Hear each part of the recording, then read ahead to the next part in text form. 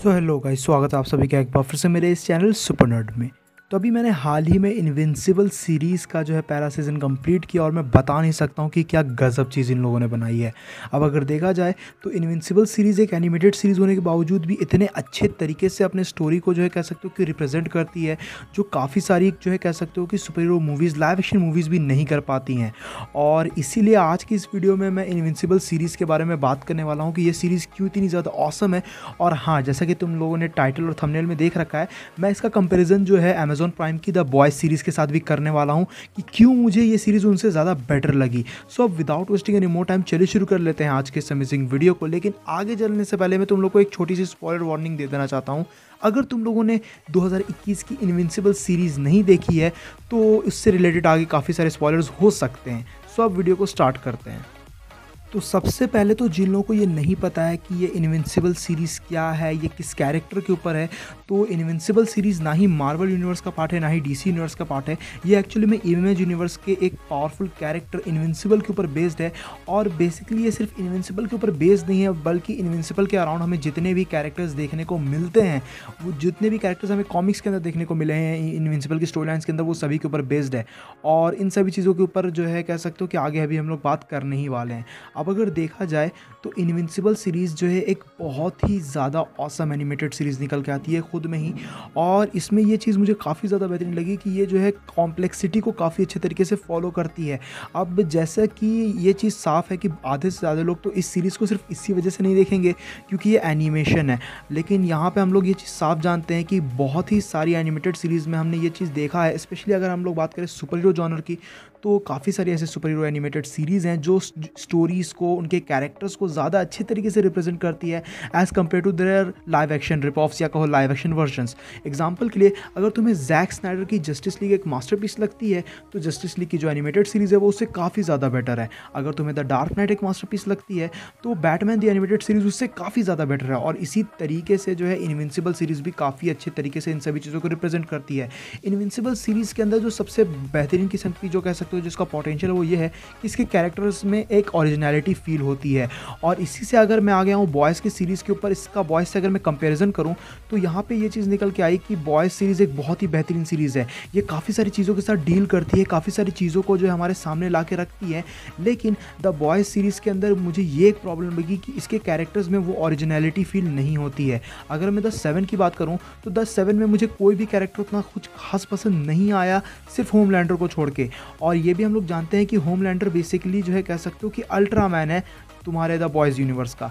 लेकिन अगर एक चीज़ देखा जाए तो द बॉयज़ के अंदर ये भी एक काफ़ी बड़ी कमी निकल के आती है कि the boys series are rated है, इसमें काफ़ी ज़्यादा वायलेंस है, लेकिन उस वायलेंस को जो है सही तरीके से द बॉयज़ सीरीज़ जो है कभी दिखा नहीं पाई है। कुछ जगह पे इसने अपने जो है आर रेटिंग का काफ़ी सही तरीके से इस्तेमाल किया है, लेकिन कुछ जगह पे जो कैरेक्टर्स की डेथ होती है, जहाँ कैरेक्टर्स को मारा जाता है, उन्हें उतना ज़्यादा सीरियसली नहीं लिया जाता है, यानी कि बस इंटरटेनमेंट पर्पज़ के लिए दिखाया जाता है, जो चीज़ द बॉयज़ के लिए कह सकते हो कि एक माइनस पॉइंट निकल के आता है। और ये चीज़ मुझे बिल्कुल भी पसंद नहीं थी द बॉयज़ सीरीज़ के अंदर। खैर उसके बावजूद भी इसके अंदर और भी ऐसी काफ़ी सारी बेहतरीन चीज़ें थी जो ऑलरेडी इसे कवर अप कर लेती है। लेकिन अगर मैं हूँ इनविंसिबल के एनिमेटेड सीरीज़ के ऊपर तो ये इस चीज़ को काफ़ी अच्छे तरीके से दिखाती है। अब अगर बात करें इनविंसिबल सीरीज़ की, तो जब मैंने इसका ट्रेलर देखा था तो मुझे ऐसा लगा था कि ये सीरीज़ उतनी ज़्यादा कुछ खास नहीं होगी। कॉमिक्स की स्टोरीज़ मैंने ऑलरेडी पढ़ रखी हैं तो मुझे पता था कि इसकी स्टोरी तो ऑलरेडी काफ़ी बेहतरीन है, लेकिन इतना ज़्यादा मुझे फेथ नहीं था इसके एनिमेटेड सीरीज़ के ट्रेलर को देखने के बाद। लेकिन जब मैंने इसका पहला एपिसोड कंप्लीट किया तब मुझे समझ में आया कि मैं इसके लेके बिल्कुल गलत था। क्योंकि अगर देखा जाए तो इनविंसिबल सीरीज़ जो है वो कॉमिक के पैटर्न को पूरे तरीके से फॉलो करती है। हाँ, कुछ डिफरेंसेस किए गए हैं कैरेक्टर्स में, थोड़ी बहुत स्टोरी लाइन में डिफरेंसेस किए गए हैं, लेकिन एकदम माइनर पॉइंट्स के हिसाब से जो तुम नोटिस भी नहीं कर सकते हो। और अगर देखा जाए तो इनविंसिबल सीरीज़ में जो है कह सकते हो कि सबसे बढ़िया चीज़ यही है कि इसका पहला ही एपिसोड तुम्हें काफ़ी बड़ा बॉम्ब दे देता है।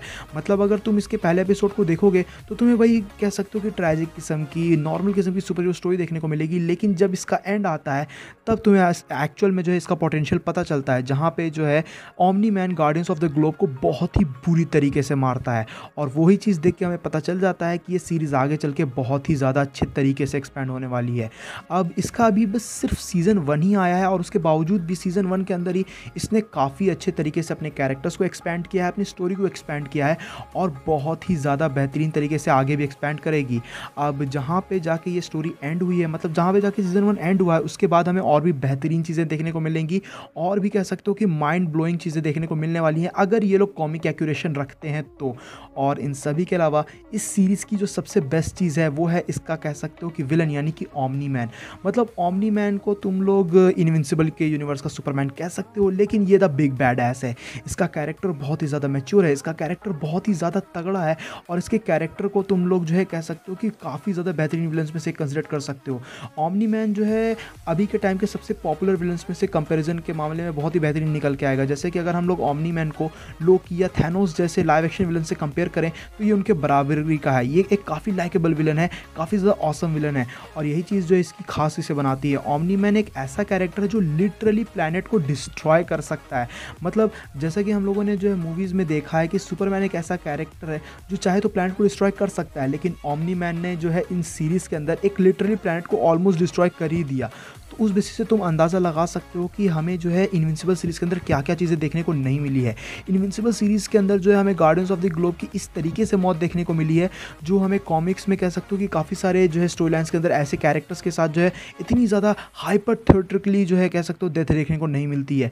और कैरेक्टर्स के साथ जो डील किया जाता है वो भी बहुत ही बेहतरीन तरीके से इनविंसिबल सीरीज़ जो है परफॉर्म करती है। और तो और एक और चीज़ मुझे काफ़ी बेहतरीन लगी कि ये सीरीज़ कहीं पर भी तुम्हें बोर नहीं करती है। पहला एपिसोड तुम्हें थोड़ा स्लो लग सकता है, लेकिन अगर तुमने इसका पहला एपिसोड पूरा देख लिया तो उसके बाद तुम अपने आप ही इसका पूरा सीज़न ख़त्म कर लोगे। क्योंकि इसके जैसे कि मैंने बताया कि इसका जो फर्स्ट एपिसोड का लास्ट मोमेंट आता है वो बहुत ही बेहतरीन है। तुम लोगों ने देखा है तो तुम लोगों को पता ही होगा। और इस सब के अलावा जिस तरीके से ये सीज़न 1 एंड करता है, इसी तरीके से हमें ये पता चलता है कि आगे स्टोरी बहुत ही ज़्यादा बेहतरीन होने वाली है। और अगर तुम में से किसी ने भी कॉमिक्स पढ़ी है तो तुम्हें आगे पता ही होगा कि ओमनी मैन इसके बाद क्या क्या कांड करता है, किस तरीके से वो दूसरे प्लैनेट पर जाएगा, वहाँ जाके जो है उसे कॉन्कर करने की कोशिश करेगा और ये सभी चीज़ें जो है आगे चल के मार्क को भी पता चलेगी और इस तरीके से जो है पूरा का पूरा कांड बढ़ता जाएगा। तो ओवरऑल अगर देखा जाए तो इनविंसिबल सीरीज़ बहुत ही बेहतरीन है। ये एनिमेशन होने के बावजूद भी काफ़ी अच्छे तरीके से जो है स्टोरी को रिप्रेजेंट कर रही है और इसके कैरेक्टर्स में ओरिजिनलिटी फील होती है। जहाँ अगर तुम इसके कैरेक्टर्स को देखोगे तो ऑब्वियसली ये मार्वल और डीसी के काफ़ी सारे कैरेक्टर्स के रिप ऑफ हैं, लेकिन इसके बावजूद भी इसके कैरेक्टर्स में पोटेंशियल है और यही चीज़ इसका सबसे बेस्ट पार्ट भी निकल के आता है। और जिस तरीके से इसने वायलेंस को दिखाया है, जिस तरीके से इसने आर रेटिंग का यूज़ किया है, जो एक्शन सीक्वेंसेस हमें देखने को मिले हैं, जो कैरेक्टर्स की डेथ देखने को मिली है, वो बहुत ही ज़्यादा इंपैक्टफुल होती है। भले जो है कह सकते हो कि पहले एपिसोड में किसी कैरेक्टर की डेथ हो या एपिसोड 7 में किसी कैरेक्टर की डेथ हो, वो सभी बहुत ही ज़्यादा बेहतरीन देखने में लगते हैं और ये बिल्कुल भी इंटरटेनिंग नहीं है, ये बिल्कुल सफरिंग चीज़ हो जाती है। यानी कि तुम उस कैरेक्टर से एक अटैच तरीके की चीज़ें महसूस करने लगते हो, तुम अचानक से उस कैरेक्टर से कनेक्ट हो जाते हो जिस कैरेक्टर की वहाँ पे डेथ हो रही होती है। और यही चीज़ जो है कह सकते हो कि इनविंसिबल सीरीज़ का एक काफ़ी इंपॉर्टेंट पार्ट है।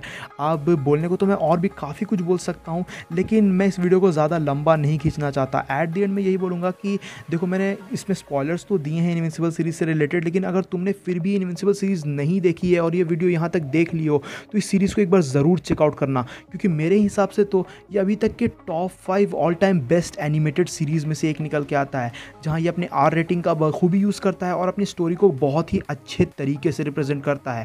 जहां द बॉयज़ के रिलेटेड अगर मैं मैंने इसका कंपैरिजन किया तो द बॉयज़ में जो चीज़ें मुझे अच्छी नहीं लगी थी, वो चीज़ों को कह सकते हो कि इस एनिमेटेड सीरीज़ के अंदर बखूबी दिखाया गया है और उसे इम्प्रूव किया गया है और ये चीज़ काफ़ी बेहतरीन निकल के आती है। तो ओवरऑल इनविंसिबल सीरीज़ का अभी बस फर्स्ट सीज़न आया है, सेकंड सीज़न और थर्ड सीज़न के लिए ये रिन्यूड हो चुका है। हमें इसके सेकंड और थर्ड सीज़न भी जल्दी देखने को मिलने वाले हैं और ये सीरीज़ अभी काफ़ी लंबी चल सकती है। तो ओवरऑल इसको लेके मैं कोई रेटिंग अभी देने वाला नहीं हूँ। फ्यूचर में हो सकता है कि जब इसके और भी सीजन्स आएँ तो इसके ऊपर एक कंप्लीट रिव्यू में वीडियो बनाऊँ और फिर वहाँ मैं अपनी रेटिंग्स तुम्हारे साथ शेयर करूँ।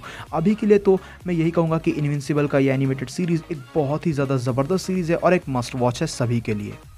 सो गाइज़, ये थी वीडियो इनविंसिबल के एनिमेटेड सीरीज़ को लेके। आई होप सो कि तुम लोगों ने ये वीडियो एंड तक देखी हो। वीडियो अगर पसंद आई तो वीडियो को अपना थम्स अप देना, अपने दोस्तों के साथ शेयर करना। अगर तुमने ये एनिमेटेड सीरीज़ अभी तक नहीं देखी है तो इस सीरीज़ को ज़रूर चेकआउट करना और जब अगर तुमने ये सीरीज़ देख रखी है, इसका सीज़न 1 ऑलरेडी देख रखा है, तो तुम्हारे क्या ओपिनियंस रहे इस सीरीज़ को लेके वो मुझे नीचे कमेंट सेक्शन में ज़रूर बताना। और जो चीज़ें मैंने द बॉयज़ सीरीज़ के कंपैरिज़न को लेके बताई, इस सीरीज़ के कंपैरिज़न को लेके बताई, वो क्या तुम्हें सही लगी या नहीं लगी? तुम्हें द बॉयज़ सीरीज़ के अंदर जो है उसकी ओरिजिनैलिटी, उसके कैरेक्टर की ओरिजिनैलिटी पसंद आई या नहीं? तुम्हें द बॉयज़ सीरीज़ के अंदर जो वॉयलेंस दिखाया गया है वो उतना ज़्यादा पसंद है कि नहीं? ये मुझे कमेंट्स में ज़रूर बताना इन अ मैच्योर वे। और अगर चैनल पे कहीं से भी नया आए हो तो चैनल को ज़रूर से सब्सक्राइब भी कर लेना। मैं मिलूँगा तुमसे ऐसे किसी नेक्स्ट वीडियो में। Till then bye, stay tune, stay awesome.